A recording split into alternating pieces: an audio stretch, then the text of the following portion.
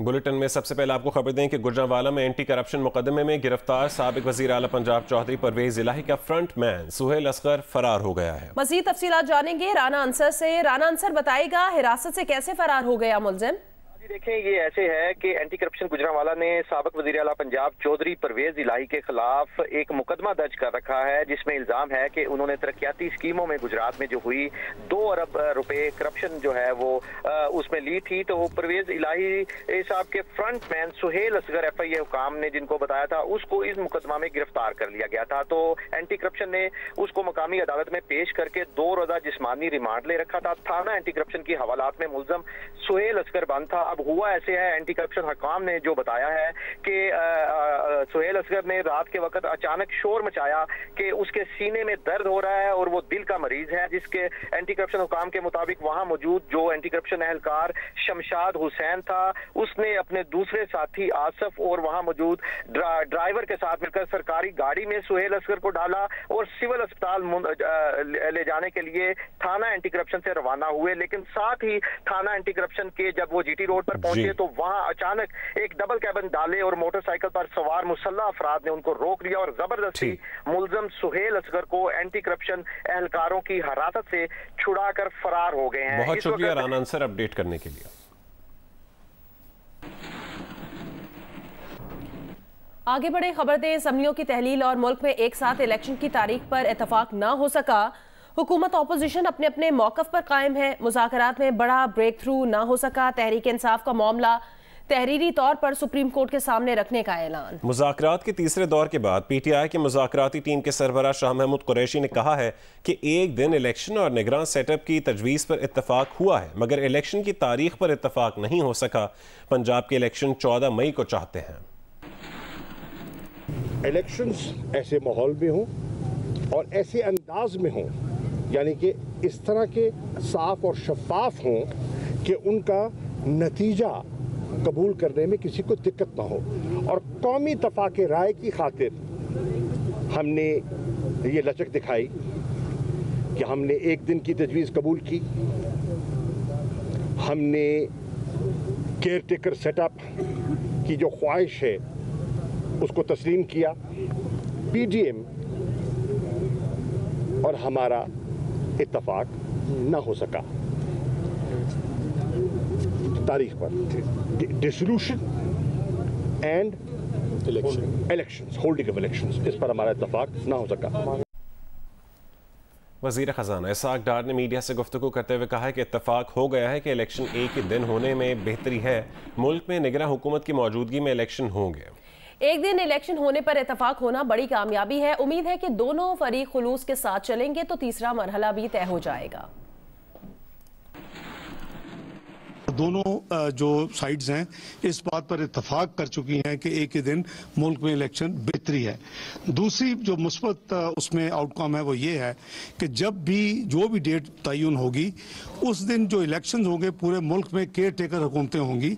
अब तीसरा जो मेन और जो एक पॉइंट है वो ये है कि डेट का तयन, तारीख का तयन कि इलेक्शन कब हों, और उस इलेक्शंस के हवाले से हमारे दोनों ग्रुप्स की अपनी अपनी डेट्स हैं, जिस पे उसमें कुछ नैरो तो हुई हैं लेकिन अभी लचक आई है, लेकिन वो हम एक पॉइंट पे भी नहीं पहुंचे।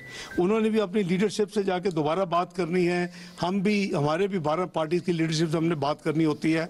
और उम्मीद है इंशाल्लाह कि आने वाले दिनों में हम मजीद, जैसे मैं समझता हूँ कि बहुत बड़ी प्रोग्रेस है। हुकूमती और अपोजिशन मुज़ाकराती कमेटियों के इजलास की अंदरूनी कहानी भी सामने आ गई। वफाकी हुकूमत इंतखाबी तारीख पर मजीद लचक दिखाने को तैयार नहीं है। PTI ने भी बजट पेश करने की शर्त पर नीम रजामंदी जाहिर कर दी है। हुकूमत और अपोजिशन के दरमियान मुज़ाकरात जारी रहने पर इत्तफाक हुआ है। ज़राए के मुताबिक मजीद मुज़ाकरात सुप्रीम कोर्ट में रिपोर्ट जमा करवाने के बाद हो सकते हैं। हुकूमती कमेटी ने वज़रा के मनफी बयानात को गैर ज़रूरी करार दिया।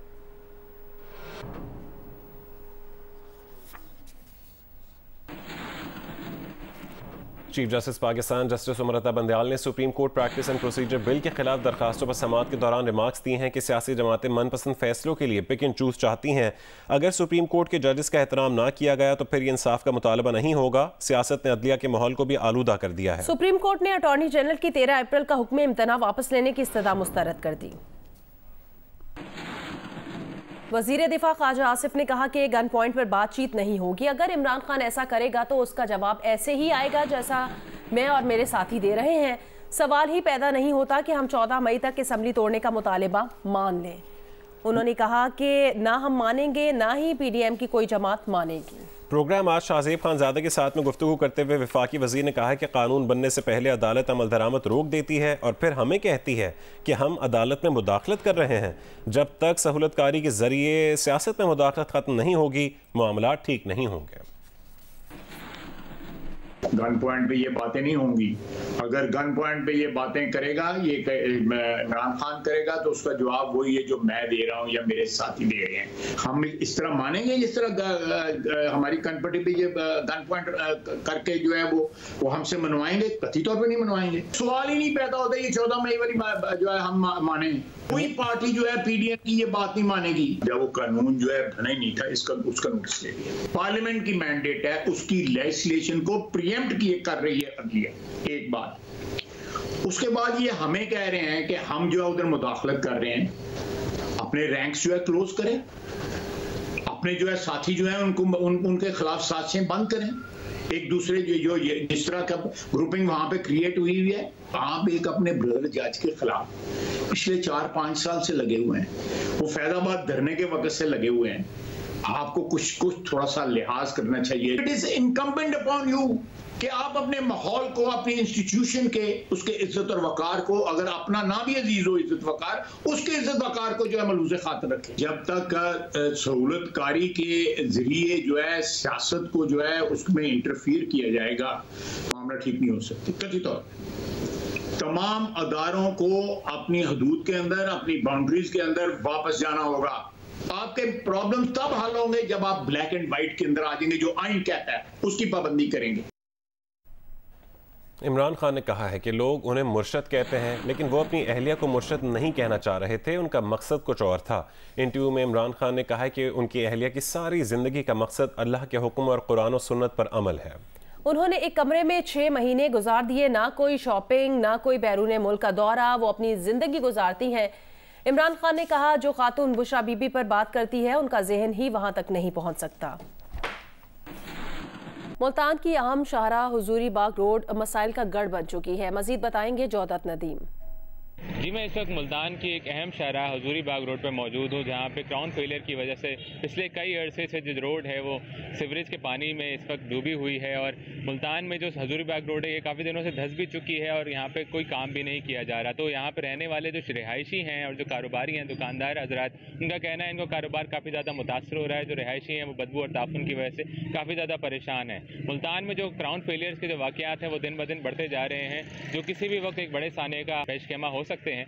मुल्तान में अगर सीवरेज लाइन की बात की जाए तो तकरीबन 1800 किलोमीटर पर मुहित सीवरेज लाइन में से 1200 किलोमीटर की जो सीवरेज लाइन है वो इस वक्त बोसीदा हो चुकी है। माहिरीन के मुताबिक तकरीबन 70% जो मुल्तान की सीवरेज लाइन है वो अपनी मियाद जो है पूरी कर चुकी है।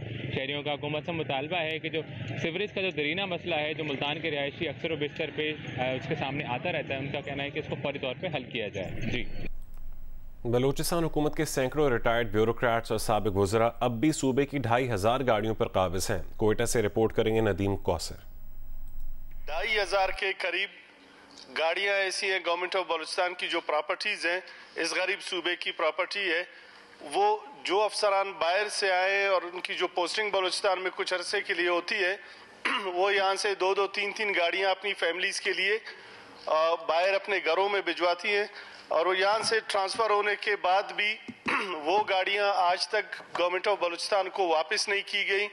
रुकन बलूचिस्तान असम्बली और chairman public accounts committee Akhtar Hussain नागो के बलूचिस्तान असम्बली में इस इंकशाफ को 4 माह गुजर गए, लेकिन ताहाल ये गाड़ियाँ वापस न लाई जा सकीं। महकमे नज़्म व नस्क़ की पार्लिमानी सेक्रेटरी बुशरा रिंज का कहना है कि रिटायर्ड ब्यूरोक्रेट्स और साबिक वज़रा ने बड़ी तादाद में गाड़ियाँ छुपाई हुई हैं। हम उनको लेटर लिख लिख कर थक गए हैं, लेकिन वो कोई जवाब ही नहीं देते। हम खुद इतने परेशान हैं SNJD में लेटर्स लिख लिख के, और चाहे वो एक्स मिनिस्टर्स हों, बहुत सारे ब्यूरोक्रेट्स हैं ऐसे जो रिटायर भी हो गए हैं या पोजीशंस पे, और काफ़ी गाड़ियाँ जैसे छुपाई हुई हैं, हाइड की हुई। बलूचिस्तान की ब्यूरोक्रेसी के मौजूदा और साबिक अफसरान अरबों रुपए की सरकारी गाड़ियाँ अब भी न सिर्फ इस सूबे बल्कि दीगर सूबों में भी बेदरेग इस्तेमाल कर रहे हैं। महकमा नज़्म व नस्क़ की पार्लिमानी सेक्रेटरी बुशरा रिंज का तो ये भी कहना है कि जो भी वजीर और ब्यूरोक्रेट सीट पर आता है गाड़ियों पर कब्जा जमा लेता है और फिर उनकी फैमिलीज, बच्चे सब सरकारी गाड़ियाँ इस्तेमाल करते हैं।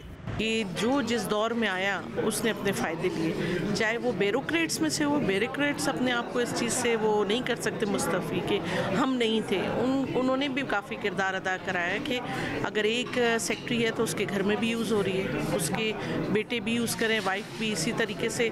अगर कोई मिनिस्टर है या कोई पार्लियामेंटेरियन है तो उनके पास भी है। महकमा नस्म नस्क की पार्लिमानी सेक्रेटरी का साबिक ब्यूरोक्रेट से गाड़ियां वापस न लेने का एतराफ़ अपनी जगह, इसके बरक्स मुतालिका महकमे को काम की जानिब से स्पीकर सूबाई असम्बली के पास जमा करदा रिपोर्ट हैरान कुन है, जिसमें कहा गया है कि साबिक ब्यूरोक्रेट्स के पास महकमा नस्म नस्क की कोई सरकारी गाड़ी नहीं है। कैमरामैन एक्विन रॉजर के साथ नदीम कौसर, जियो न्यूज़, कोयटा।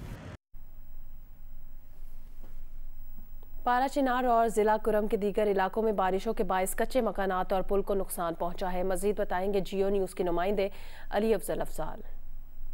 पारा चिनार और ज़िला कुरम के दीगर इलाकों में तूफ़ानी बादो बारान की वजह से जहां कच्चे मकानात को नुकसान पहुंचा है, वहां करमान के इलाके ग्राम का पुल भी तूफ़ानी बादो बारान के पानी में बह गया है, जिसकी वजह से इलाके के लोगों को शदीद मुश्किलात का सामना है।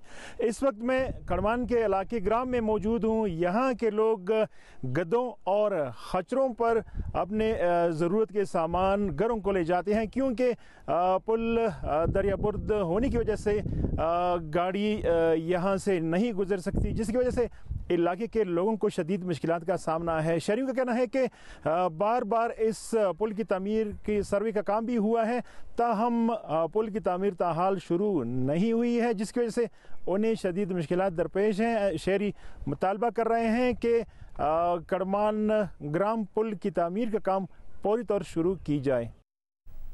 मुल्तान में गुज़श्ता रोज़ की बारिश के बाद मौसम काफ़ी खुशगवार हो गया है। तफसील बताएंगी जियो न्यूज़ की नुमाइंदा कशमाला इमरान।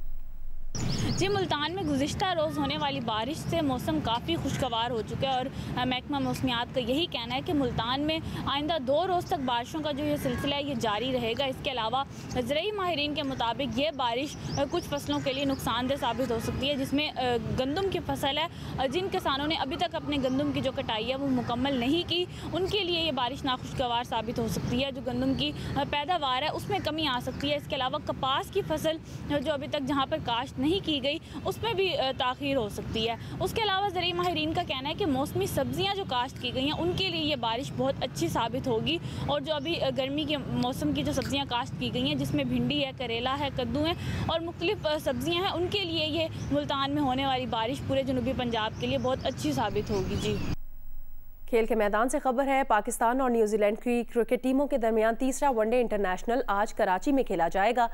शाहीनों को 5 मैचों की सीरीज में अपने नाम करने के लिए मजीद एक कामयाबी दरकार है।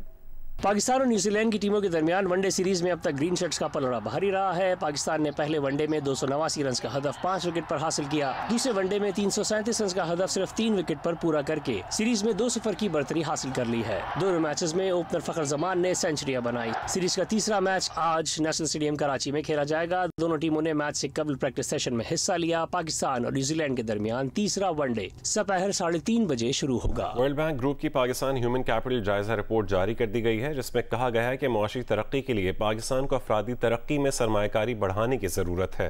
रिपोर्ट करेंगे रियाज एंडी। पाकिस्तान की मुआशी तनज़्ज़ुली का एक सबब मुल्क का इंसानी सरमाए पर तवज्जो न देना भी है।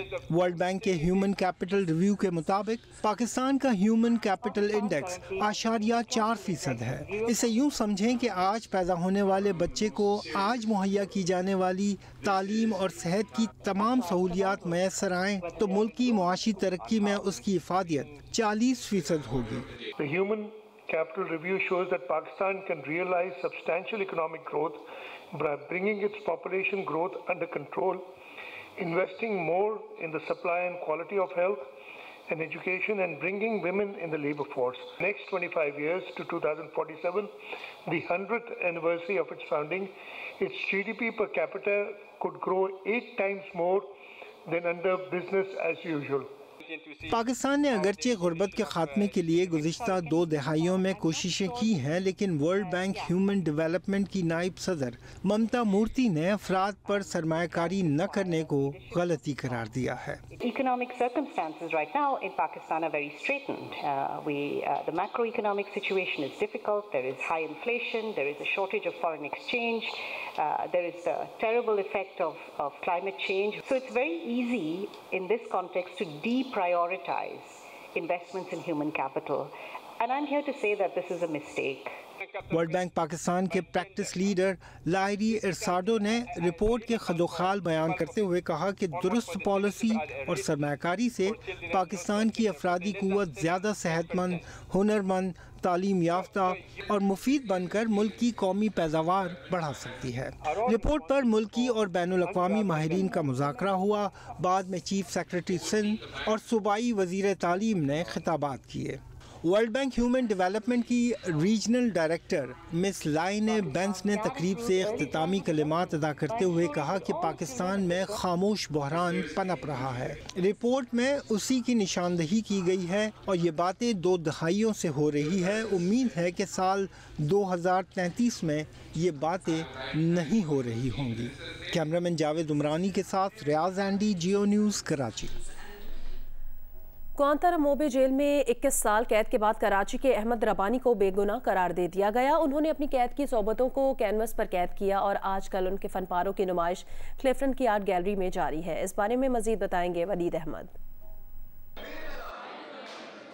आंखें ही नहीं आंसू भी कैद, हर लम्हे मौत जैसी तकलीफ, इंसाफ की तराजू में नाइंसाफी का भारी पत्थर। अहमद रब्बानी ने 21 बरस ग्वांतानामो बे की सख्तियां झेली, लेकिन सलाखों के पीछे का फनकार न सिर्फ जिंदा रहा बल्कि फनपारे भी तख्लीक करता रहा। अहमद रब्बानी कहते हैं खानदान से जुदाई का दर्द और खुद पर होने वाला जबर रंगों में ढाला है। अल्लाह के फजल से 500 पेंटिंग मैंने बनाया, ये तो थोड़ा सा है और बहुत पेंटिंग है। एक कलर देते थे पुलिस गार्ड आपको एक कलर देगा, आप उसमें बनाएगा कुछ, फिर वो ले लेगा, फिर आपको दूसरा कलर देगा, यानी आपको सारे कलर नहीं मिलता है एक साथ। मेरे पास नहीं है, किसी दोस्त से ले लेता हूँ उधार पे। फिर कभी हम कॉफ़ी से बनाया, कभी हल्दी से बनाया, कभी मसाला से बनाया, ऐसे हम मतलब पैदा कर लेते हैं। एग्जीबिशन की क्यूरेटर नताशा मलिक कहती हैं अहमद रब्बानी के साथ आर्ट को भी जेल से आज़ादी मिली है। अहमद रब्बानी ने वक्त के जबर, फ़लस्तीन की बेबसी, बैनुल अक़वामी ताकतों के तासुब को अपनी तख्लीक से बेनकाब किया है। ग्वांटानामो से पहले उनकी शादी हुई थी एंड उनकी वाइफ एक्सपेक्ट कर रही थी और उस बेटे से वो कभी नहीं मिले। अभी आके मुलाकात हुई है फरवरी में पहली दफ़ा। तो आई थिंक कि उनके काम में ये लॉस और तकलीफ तो है, बहुत विजिबल है। अहमद रब्बानी की खुदादाद सलाहियतों को सराहने फातिमा भुट्टो अपने शौहर ग्राहम और भाई जुल्फ़िकार जूनियर के साथ पहुंची। दीगर फनकारों के फनपारे भी नुमाइश का हिस्सा हैं। इंडस वैली स्कूल गैलरी में एग्जीबिशन 15 मई तक जारी रहेगी। कैमरामैन शाहिद इस्माइल के साथ वलीद अहमद, जियो न्यूज़, कराची।